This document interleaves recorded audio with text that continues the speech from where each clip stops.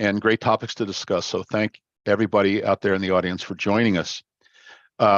Just a reminder before we get into the thick of it, we will be fielding questions at the end of this presentation from you.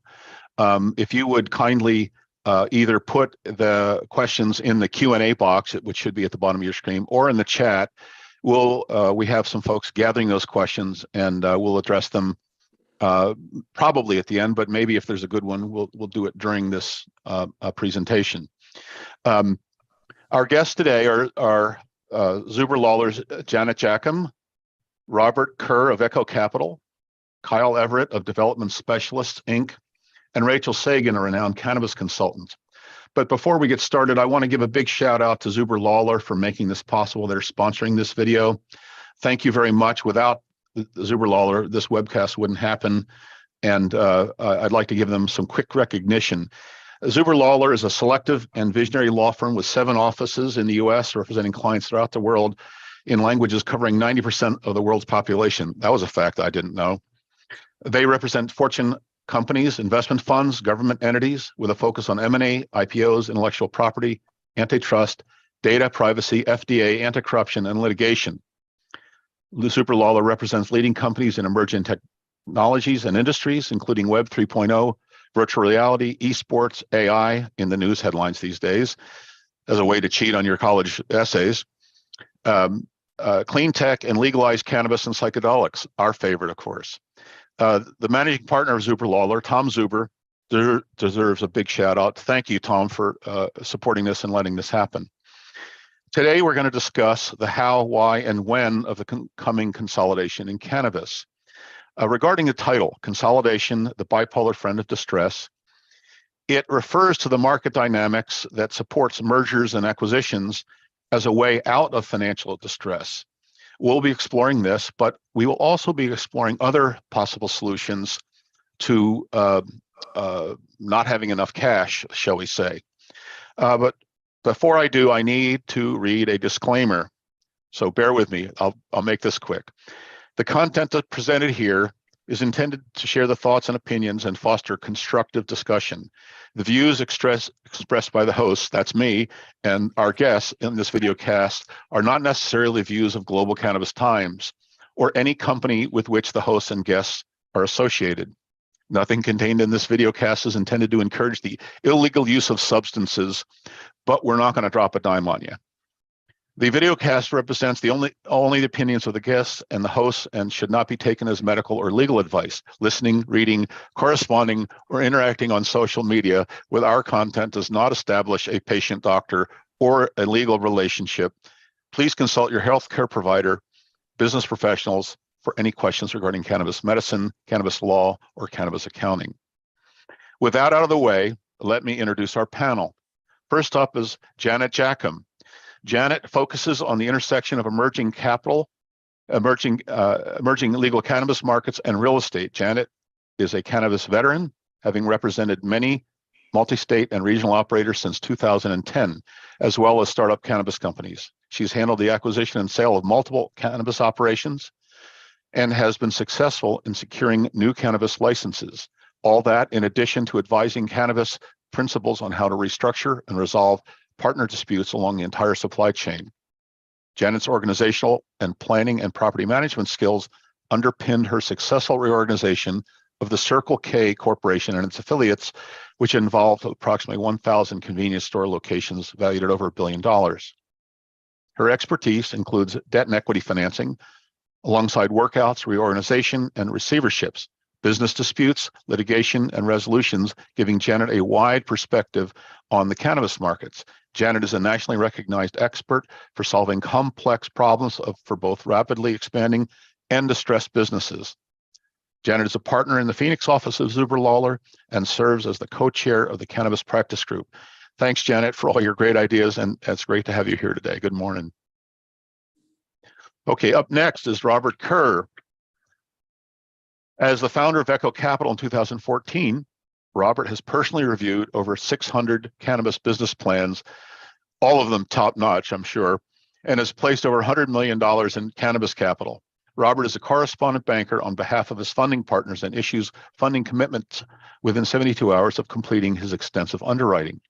Echo's current team consists of 10 associates and a network of 2,000 plus brokers.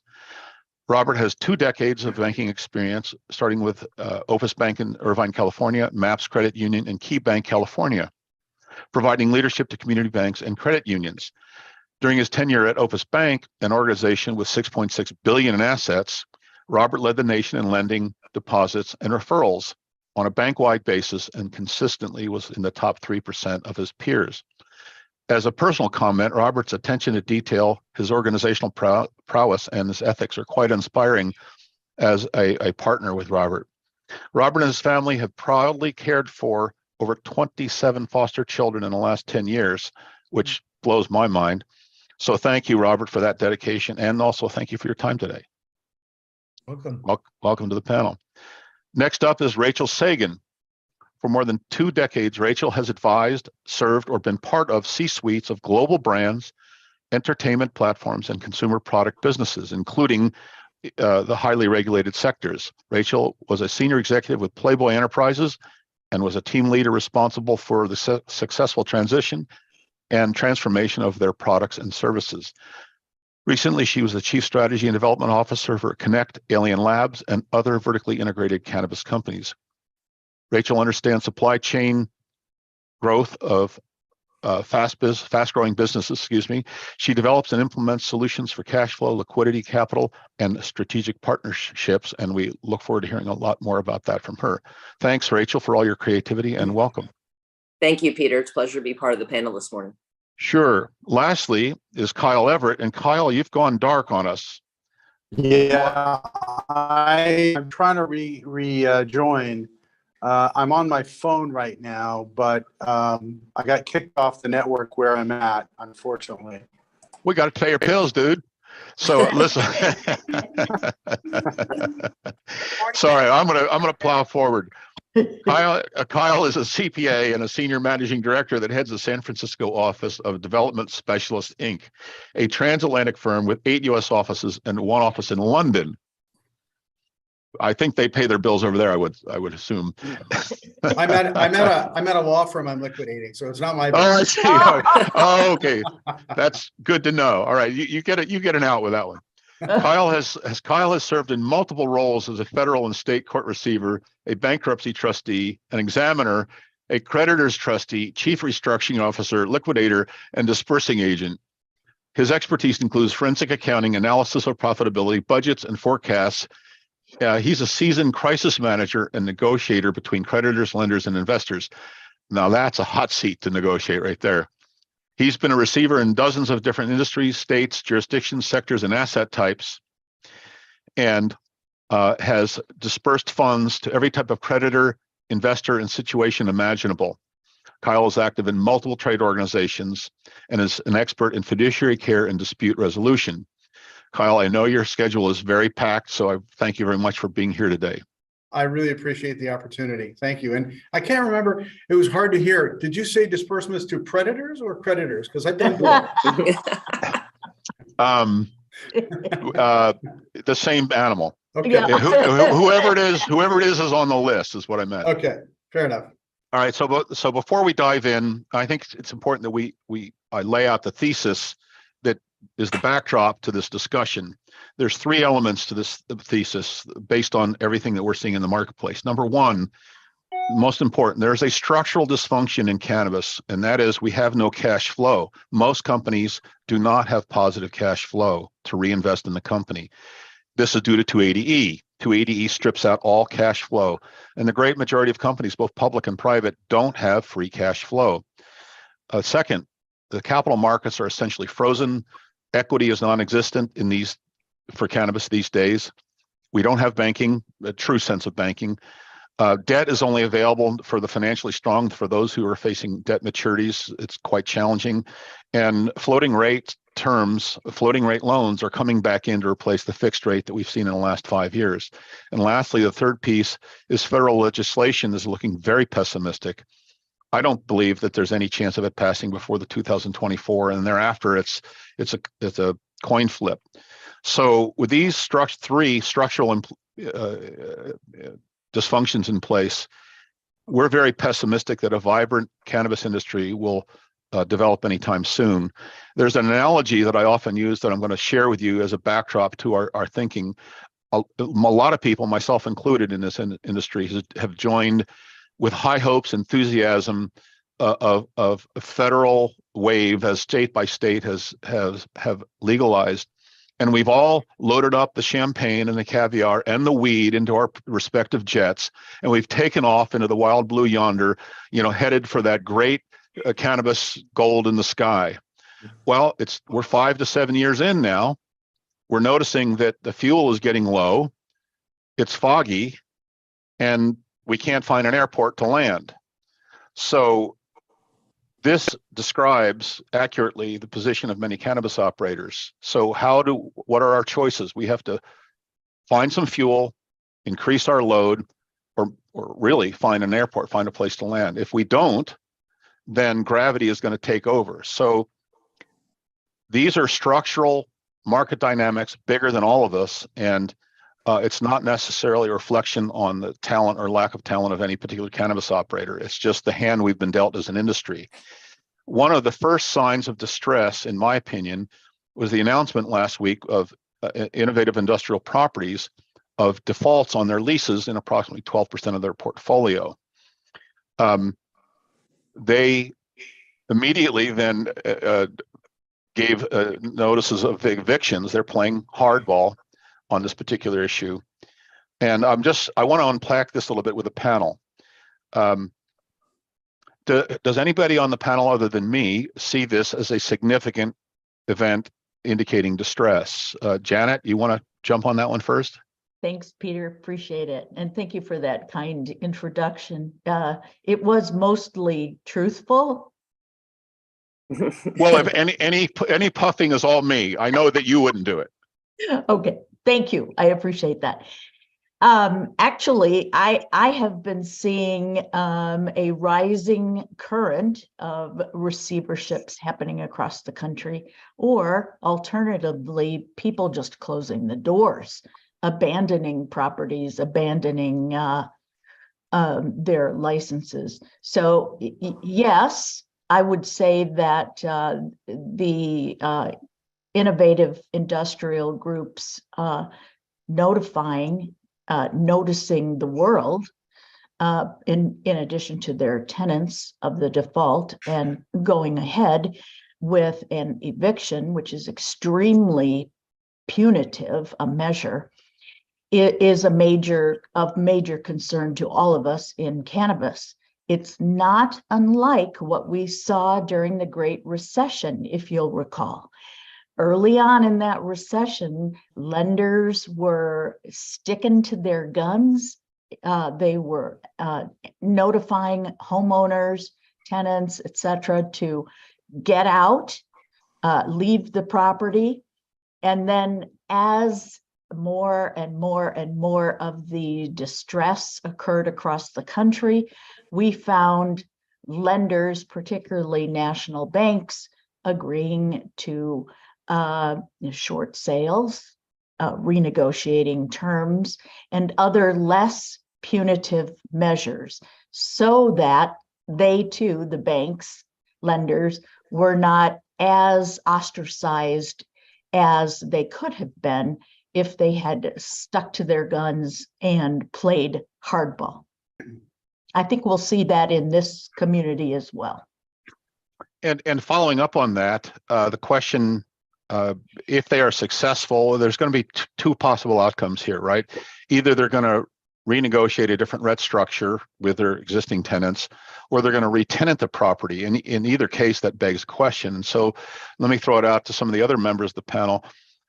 If they're able to renegotiate a workable lease or re-tenant the property, what are your thoughts on what the new rent will be, given the collapse in wholesale prices for cannabis flower?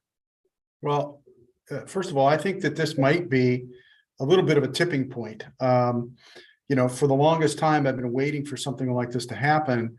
Landlords have been just staunch in their vision that the market will not change and it will go up.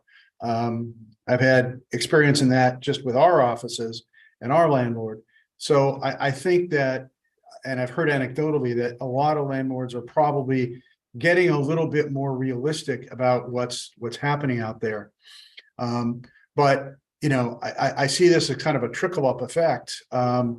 If the landlords renegotiate lower, I mean, better to have some money in than none.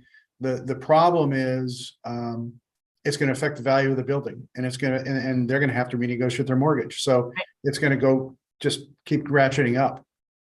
Well, that's a good point, Kyle. And there's another potential cascading effect, and that is if it's re-tenanted at a significantly lower lease rate, now one of their tenants has an economic advantage over the other tenants. And will this cause a mutiny among other tenants coming back and renegotiating a better terms? Rachel, Robert, do you have any thoughts on that?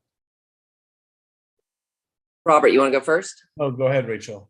Oh, great. Yeah, I do think there's a certain swell of parity that could be seen in the industry. One thing that I think is interesting and overlooked is that in all of our sort of communities of interest within cannabis, oftentimes a lot of the folks don't talk about the forecasting side of the equation, right? We all get asked quite often for our financials, right? And those are the types of statements that show results.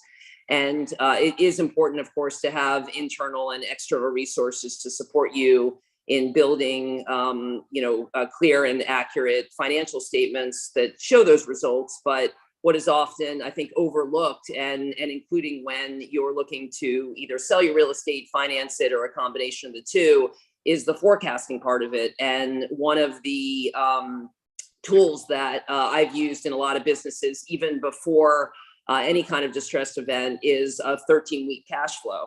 And I think that could be very helpful for businesses that are looking to use real estate, either from an ownership or a lease perspective, in order to navigate through the types of liabilities and payments that are going to come up, which are oftentimes going to be kind of your biggest load that you've got. And one of the things that a 13-week rolling cash flow does, and this is often a tool that I'm sure a lot of our panelists have seen or that are required or mandated in insolvencies and bankruptcies, is to really be looking at how your receivables and the actual collections are mapping against your payables. And again, those payables often being the heaviest in your lease payments, whether that's real estate or equipment. So if you're able to evaluate on even a monthly basis how you're doing with the inflows and the outflows and how those map together, you'll always be about 2 months ahead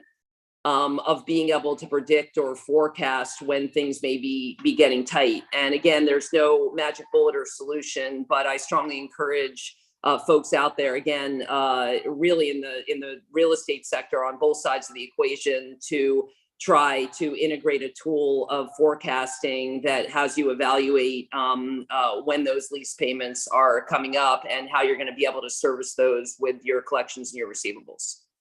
Can I get back in there for a second? I just want to echo that in terms of, one of the catchphrases I always use is have a plan. And, I think everybody needs to have a plan long before they need a plan or a problem arises, so that when a problem comes up, you can look back and see what went wrong. And then you can look forward and talk to people as you need to see, to tell them what it is you're going to do or how you're going to change things. No lender or anybody else likes surprises and circumstances where, somebody comes to them and says, gee, I know we got a default, but I'm not sure what I'm going to do. I'll put something together and let you know in a couple of weeks. So be upfront, get a plan together, start it long before you have a problem. And that way you can try and find solutions to fix the problem if there are any. Great, thanks. Robert? Yes, Robert Echo. I can echo some of those statements. Specifically, one of the things that we find that seems to be a disconnect from the community, specifically in regards to the plan for the leasing, is as you guys all know, every product has a specific market price that can demand in the specific state that they're in. And there's only so much production that that particular license or facility or equipment would be allowed. A lot of those times I'm finding in the marketplace that there's a big disconnect of what they believe that they can accomplish in regards to product sales to actual revenue. And we see that big disconnect when we see projective income that's well beyond even the capacity of the facility itself. So one of those things that I would suggest is I'm a big proponent of, this is a CPA plug for our panelists here. Only speak with your CPA on an annualized basis when you're ready to just ask for an extension, but actually having a meeting with them regularly on a monthly basis to go over their financials. I can tell you that most of the general community, and I can't say the cannabis specifically, but a lot of operators from my experience don't really focus on the financials piece of it. They're making decisions without having an understanding of expenses versus income and true expenses versus income projection. And I think a lot of that can be curbed if you have at minimum, at least a CPA review of what you're doing from expenses and also income, which will help with that planning portion that you guys, the other panelists, spoke about. I often find that when I ask for financials from borrowers, that seems to be one of the difficult items to get, and that should be at their fingertips at all times. And they should have a pulse of what that is, because it should also helping drive some of the matrix as well. So to answer the question specifically, back to the lease part of it, yes, we're seeing a decline in overall valuation of properties. We are seeing an overall decline in lease rates. As someone who has capital in the community and has access to money into those mortgages, we've seen that as well. And so therefore planning for either a reduction of expense or also a different way of partnering with another group. And I can touch on that more. So that would be my comment on that specific section. Thank you, Robert. You made a couple of good points that I want to drill down on.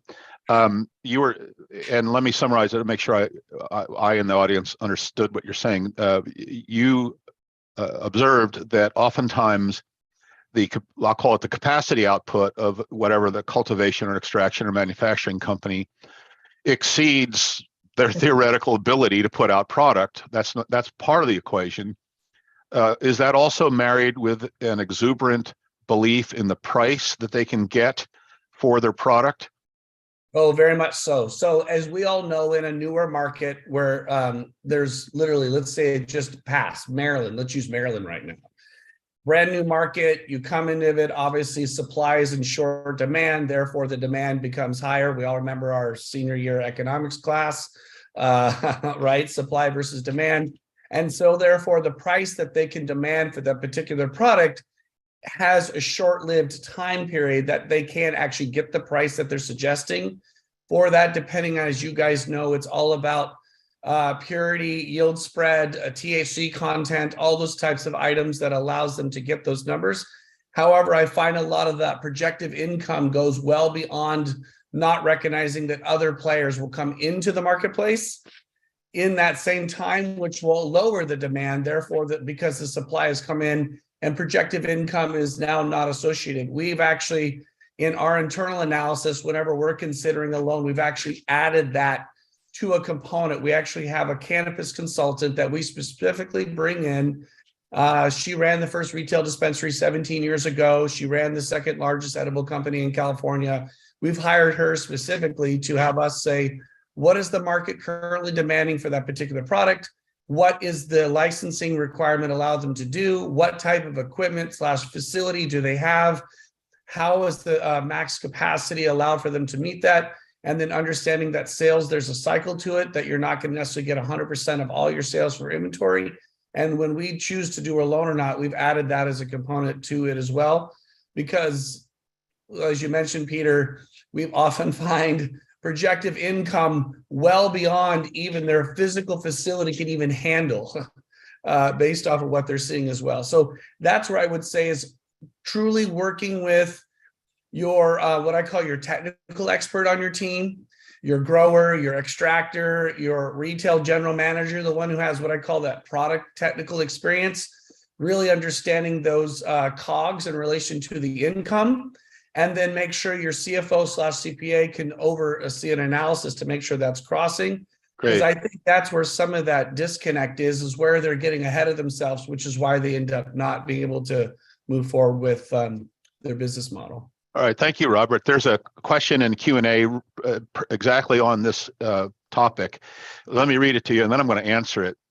The question from Joe Wiktorek, apologize if I butchered that last name. What is the percentage of overprojection seen in the cannabis industry when it comes to pro forma income expectation? Let me answer that. 100%. Okay. Now, the better question is, how far off are they? And I would give you the same answer, 100%.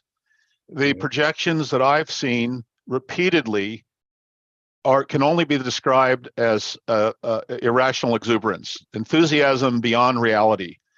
And so so I'm going to throw a question back to you, Robert. You know, as many of the cannabis companies we work with, of course, have existing debt of one sort or another.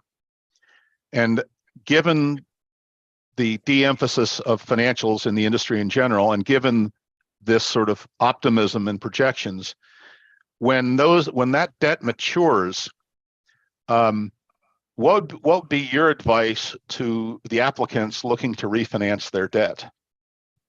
Well, you brought this up at the beginning of the conversation. Equity markets right now, what I call from an institutional level, are practically non-existent.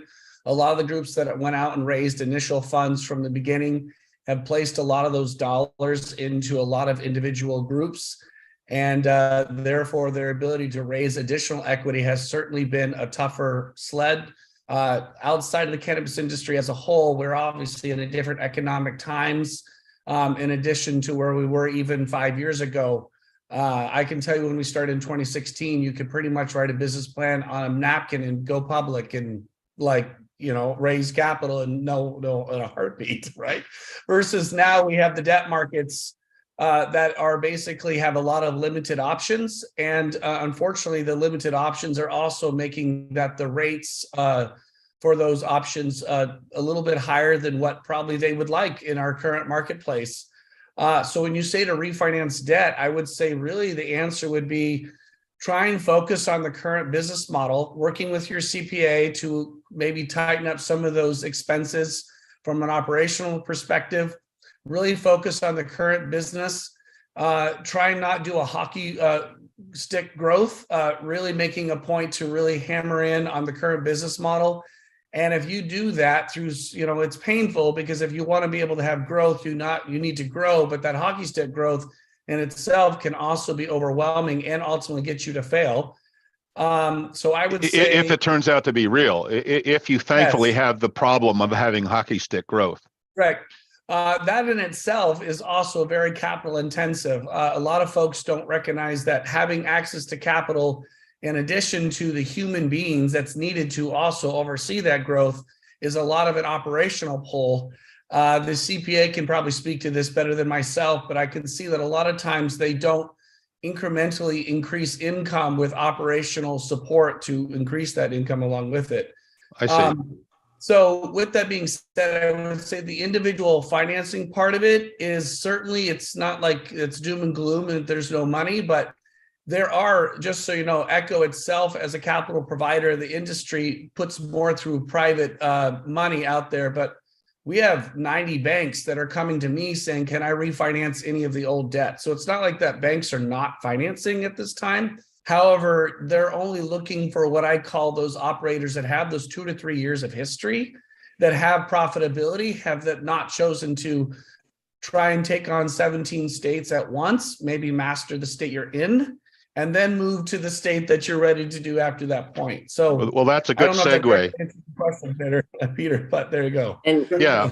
Joe has Peter, another. can I just another question. clarify one thing that that Robert mentioned? He said that we could do it on a napkin. I think maybe it was on a rolling paper back in, Yeah, there in you go. 2016. But to build on one thing that Robert was saying, which is critical, from the operator side, is oftentimes operators getting crunches where they say, "Oh no, I'm paying too much for this good from this supplier," or "I'm paying too much in the relationship that I have with my distributor or my manufacturer." And that may be true, but the fact that you're realizing that in a potential crisis moment is not a great situation. And so one thing that we always encourage, or I always encourage, when I'm working with an operator, whether a startup or someone who is looking, to create some operational efficiency and then ultimately expand, is to try to build in to the relationships at the outset, contemplation for things maybe going south or taking a turn. The relationship may not be completely sour, but the dynamics have changed so that hopefully the relationship can maintain, but there can be certain adjustments in the agreement that we've built in ahead of time, so that everyone can continue working together and get back to that healthy position through that partnership and arrangement without abandoning it. But that, again, we spend a little bit more time up front to consider, if things go bad, what are we all going to do to make them better? And then on the other side of the ledger, contemplating and baking into an agreement in the beginning, what if things are going really well? What else can we do together, and use the original relationship and trust basis and document as a platform to have that relationship blossom into, expanding into different states potentially with that dual or triple partnership, or possibly even, a merger and type of consolidation, that whether it's traditional like a true acquisition, or whether it's another type of business combination that gives that infrastructure the ability to raise more capital on better terms. Great. I want to come back to you, Rachel, on a lot of those ideas you expressed, but Kyle, did you have something that you want to throw in the ring? Yeah, Joe had another question, and it had to do with how do you, I can't remember the question, it's gone now, but it's kind of, how do you get to a more realistic set of projections? And the answer is twofold. One is involving all the department heads, if you have departments in your company, because they all have expertise in different areas, not just your financial people. And then the second part is you need to hire somebody who is completely independent and can challenge the credibility of all of your assumptions. So reality test every assumption. Exactly. Right. Great. Thank you. We're about halfway done before we get to the Q&A section. And just as a reminder, right before the Q&A section, we'd like to send a survey out to everybody. You can answer it on your own computer there. So I want to pivot a little bit toward some of the other questions that are in the chat, and that is about how can companies grow their revenues without if they are unable to get new capital. And we've spent, Rachel, we spent a lot of time, and this whole panel spent a lot of time talking about these types of, well, let's call them affiliations rather than partnerships, because oftentimes they're contractual and they're not financial involvement. So let's spend the rest of our time focusing on that. Is it possible, for example, a single state operator to leverage its brand in multiple states without having to set up all the infrastructure in those multiple states? And Rachel, how would, well, let me throw this to both Rachel and Janet. How would each of you approach that task, and what sort of documents or contracts would you contemplate? Maybe let me throw that to Janet in terms of how would one expand a brand in multiple states to harvest revenue in those states without incurring a tremendous amount of upfront startup costs in those states? Thank you, Peter. One way is I would go to the hip hop channels and see which of the stars are not yet affiliated with cookies, for example, or other larger operators, and think about getting a license from that entertainer, that actor, actress, because these kinds of influencers have a major impact in certain areas, certain demographics, and can lead people to your stores, for example. But the bigger issue is just licensing others to produce on their facilities, their equipment, produce your products, and distribute your products across their particular state. I think, and so just to clarify, and so in other words, if you can subcontract that out, for lack of a better word, then the brand can focus on what it does best, and that is get the brand in front of the public to drive demand at the dispensary. That's right. Many dispensaries are now charging for shelf space in the store, and there can be great competition among various product lines to get to the right shelf or the right position on the shelf. That's another way, for example, a dispensary to obtain additional monies. Of course, there's always the traditional JVs and partnerships, strategic alliances, whereby the parties combine their talents, maybe their intellectual property, and they save on costs in an effort to, say, produce a new product or deliver a product in another state, so forth. Great, thanks, Janet. Rachel, I know you have some thoughts on this, so please share. Yeah, and you know, as Janet mentioned, there's a variety of different mechanics, you know, legal, financial, and otherwise, that operators can use, including, when we say licensing, not going out and getting a cannabis license, but quite the opposite, actually licensing from an intellectual property standpoint, whatever you've got that is valuable and unique and that you've protected, and then literally going to those, as Janet mentioned, to do things well. Right? Either you don't do it at all, or maybe they do it better than you do, and going and saying, you've got something I don't have, or that you do better than I do and more efficiently and effectively. I've got something you don't have. Let's figure out a way to not literally combine forces, but to work together, and then to port that over to, you know, potentially different product SKUs. And form factors, but then also, of course, across state lines. You know, one thing that in that vein that is really interesting, kind of going back to your plane analogy, Peter, is, you know, aviate, navigate, communicate. A lot of companies that have a brand or something unique, but don't necessarily have the infrastructure and assets, they go first and they start communicating. But you can't do that. You don't know what you're communicating. You don't know what value you have or what the proposition is until you first aviate. And aviate means taking control of the plane, right? So you have to figure out, right, what am I good at? What's unique to me? What can I do better than anyone else?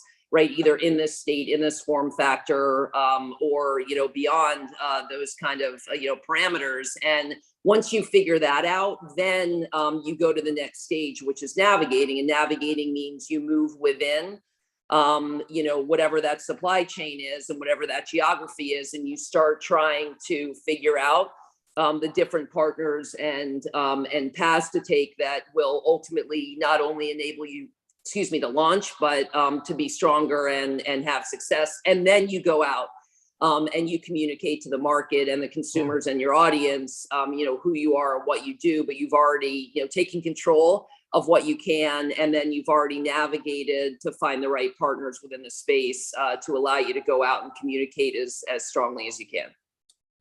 Peter, Great. I might add one more comment to that thread. Sure, Jen.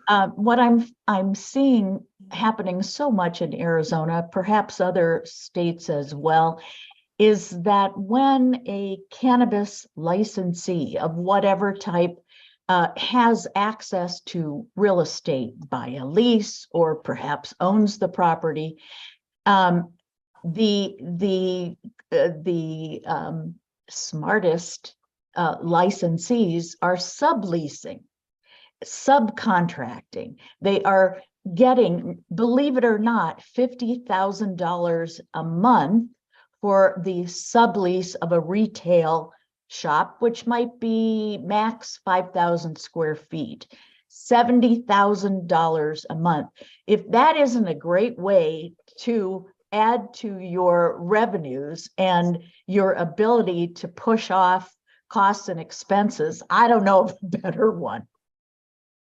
Yeah, I can add to that. In the state of Arizona is one of those unique ones because the licenses that are issued often come with cultivation, processing, and retail as a combined. And Rachel mentioned this earlier, maybe having it to where you are a great retailer, but maybe not a great cultivator. Right. And therefore you could sub-license that out specifically and allow that cultivator to basically sell back to you Right. through a JV, a combination of whatever that may be.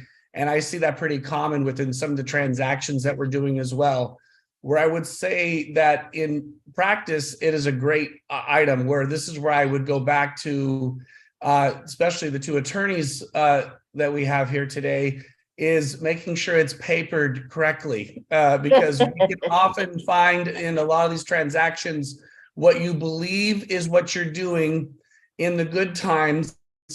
And then when it comes to the times that aren't so great, then now your verbal agreement is not as holds water. I would also just add to just making sure that the operators, I respect that they feel like part of the negotiation is relationship, and I don't want to take from that, but there's a reason why there's attorneys that understand this industry, and they need to be utilized for what I'd say final contract negotiation at a minimum. Because I can tell you, as someone who decides to provide capital for it, we're relying on those documents as a way as our collateral or our form of participation to ensure that the ongoing success as well. So I highly encourage the members of the group to please work with their attorney to finish all their agreements and have them be solidified as well. Because I think all the ability to negotiate JVs are all great things. I just find this industry that's one of the things that I don't see still as regular as I want. On the second point is the supply chain piece. I feel like that's one of the things that this industry still is working through. Who provides you the raw material, who then of course use the, let's call it grow material, who puts through an extraction process, who let's say makes a distillate. Those parties are not just someone who are just to sell to you, they are supply partners to, and constant communication with those groups of what you're looking to do and how you're looking to operate. So therefore you can meet your demand from your retailers is something that is a collaborative effort. And I want to encourage the industry as a whole to do that specifically. So then that way they can be the best in that piece of it. So I know there's a little side tangent, just something that I thought was applicable for what we were talking about. Well, thank you, Robert. Your point about legal documents is very important. There's a Tom Waits song, and he's got a line in it that I love. What the large print giveth, the small print taketh away. So you need those legal documents are currency. Those legal documents outline your rights to revenue, to assets, to intellectual property, and so forth. We have about 5 minutes before we get into the Q&A. So in these last 5 minutes, I want to go back to Rachel and let me frame this question in this way, Rachel. Let's assume that we're working with a hypothetical brand, a single state operator, and let's assume we've now reached out to multiple states and we have partners, if you will, affiliates that will produce our product in multiple states, and that branding is going very well. You had mentioned the idea of finding an affiliate partner which is much stronger financially and would likely be an acquisition target within this a larger affiliate group, and have open discussions with that larger financial partner and perhaps embed in your various affiliate agreements the notion that if that larger financial partner is made an acquisition offer, that it also might include all the little affiliate members that are working within the same group. So would you touch on that idea, and perhaps Janet can comment on this concept that you created? Yeah, absolutely. I think it can be I'll call it a collaboration, and I don't mean that, from the standpoint that a lot of us think about collaborations, which is just two sort of brands or products sticking their labels, right, or branding on a product and doing that on a limited basis. I mean it in a much more sophisticated sense. So you've actually got a network of folks along with supply chain who are all serving, or at least trying to reach, a very similar demographic and audience and consumer. So there's some harmony.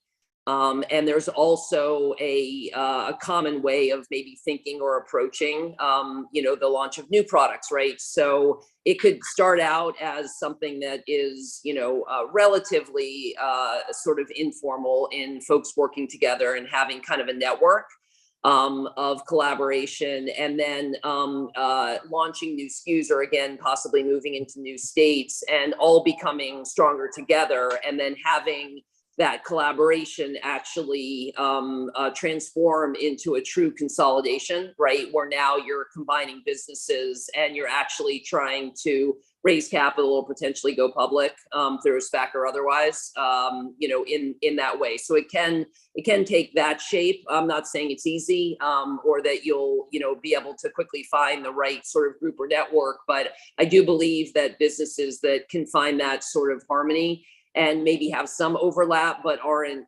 direct competitors, can really all be stronger. It's your all boats rise statement, Peter. But also to kind of where you started, there's also just the understanding at the beginning of the relationship that one partner in the relationship is stronger financially, or has a greater breadth of infrastructure and the ability to probably be the acquirer, or probably be the one that the other company or companies are going to merge into. And I don't think we should be shy at the beginning of relationships, being very transparent.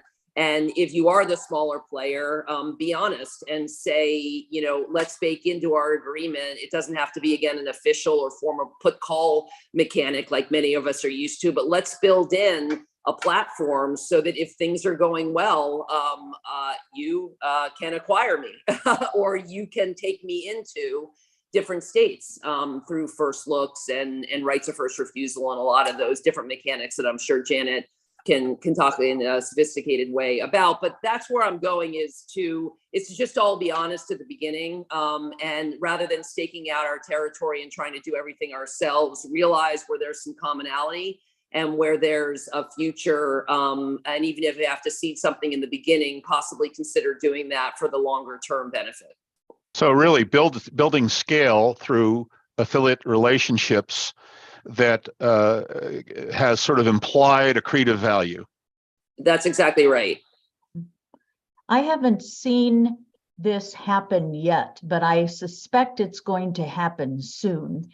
And that is these kinds of affiliations, ventures, partnerships in a regional sense to more effectively compete with the MSOs of the world. There are still across the country a lot of non-MSO affiliated licensees. And in particular areas of the country or of a state, for example, it makes sense for the smaller licensees to be able to combine their talents, their employees, their marketing, etc., dollars together.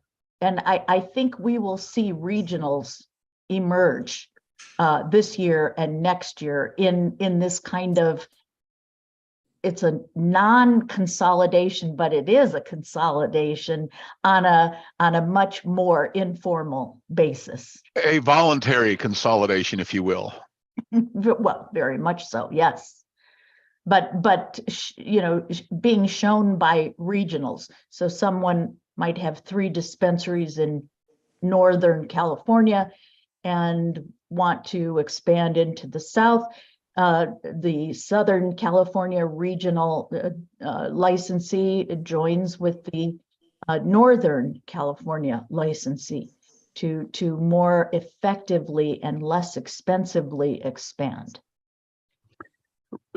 Thank you, Janet. Rachel, how much of these affiliate partnerships, how many do you believe can also share expenses and reduce costs from that perspective? I mean, listen, we know that you can't grow by cutting expenses. You really have to focus on growing revenue. But how of the increased profitability, how much would you estimate might come from expense sharing or sourcing larger contracts in such an affiliate group? Yeah, I think a great extent, and again, it's going to take a little work and a lot of trust. But I do think that it's not only a cost saving measure, both short term, medium, and long term, but also I do think the potential for enhancing revenue. And I think for the group who's listening to us today, providing a much stronger platform for raising capital when that becomes available, particularly in the equity markets. I think having a collaboration that then blossoms into a true sort of consolidation is really the path to be able to attract the capital sources when they're ready to get back into sort of the funding game here. Great. So we're now into the Q&A section, but I wanted to, before we jump there, I wanted to ask Kyle a question. Kyle, I'd like you to share with the audience. Rachel was talking about the first job is to take control of the plane. So for those cannabis operators out there who've decided they are going to take control of their plane and meet with their accountant and their attorneys and get realistic, what other behaviors would you recommend they adopt as someone who has seen countless liquidations and insolvencies? What is the one stance or communication skill or attitude that they should have that will pay them dividends as they're trying to navigate perhaps touchy discussions with creditors and or investors?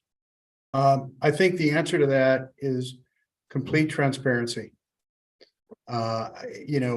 When you have a problem, be honest with the lenders or your equity. Let them know that you have a problem, hopefully in advance of the problem, that you see it coming. That's going to give them more confidence and give you more credibility in their eyes that you can solve the problem. I mean, if you present a plan and you've told them that you're going to have a problem, then I think at the end of the day, whatever you say is going to have a lot more credence than if you're just uncertain about what to do. So transparency about what's taking place, transparency about how you want to go forward, and have a plan. That's the most important aspects, and just involve them in that process. Don't freeze them out. Great, thanks very much. So let's turn our attention to the questions, and I think we've addressed the most. So there's a question here from Aaron Blues, really about the impact of retenanting. And the question is it likely or unlikely in any one market to find a new tenant? And I'll answer that, and then you all jump in. That's unknown. My own sense, having looked at the financials of cultivators, having been in many indoor high-tech cultivations, and knowing the cost structure that they invested, and then comparing that to the actual revenues they're getting on a wholesale basis for their flower, I personally don't see a way to reconcile those differences in the values. Either one of two things have to happen. Either the asset cost basis has to shrink, or somehow margins have to explode, which meaning your supply chain has to be a lot cheaper. So I'm expecting difficulty re-tenanting those large indoor grows.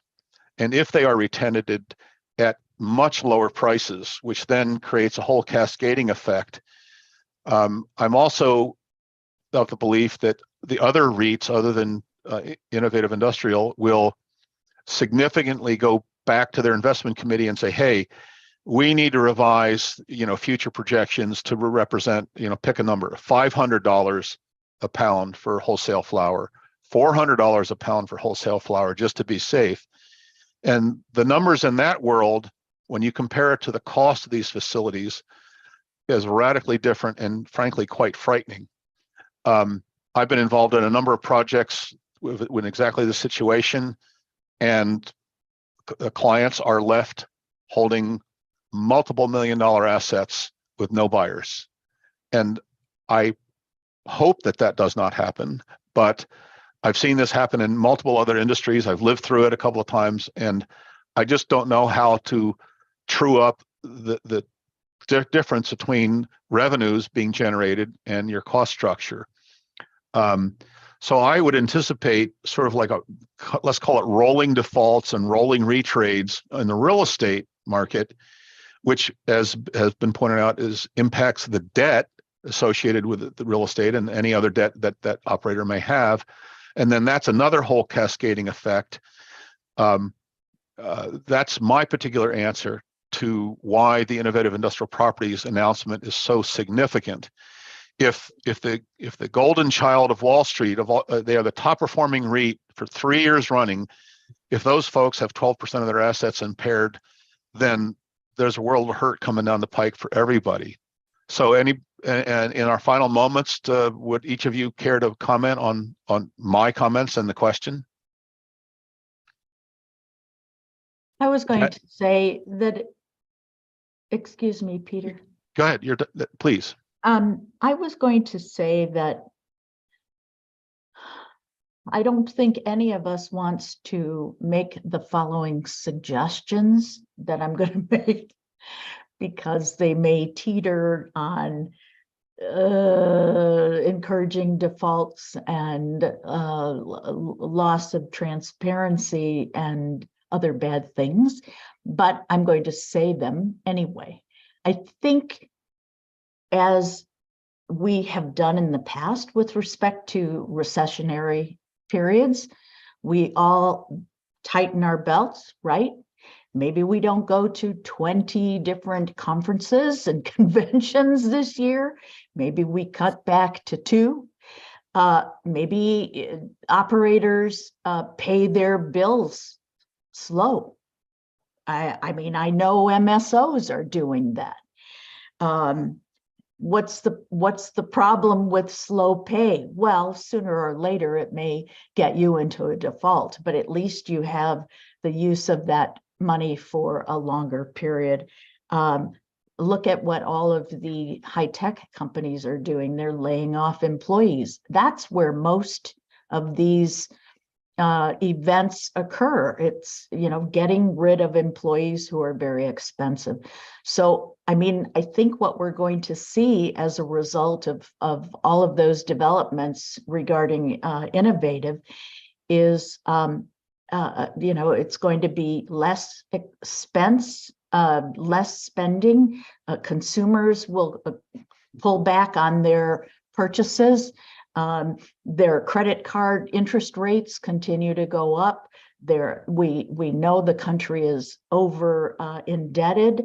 I mean, it just goes on. And I think we just all have to take a very long, detailed inventory of our assets and our debts and make adjustments as soon as possible.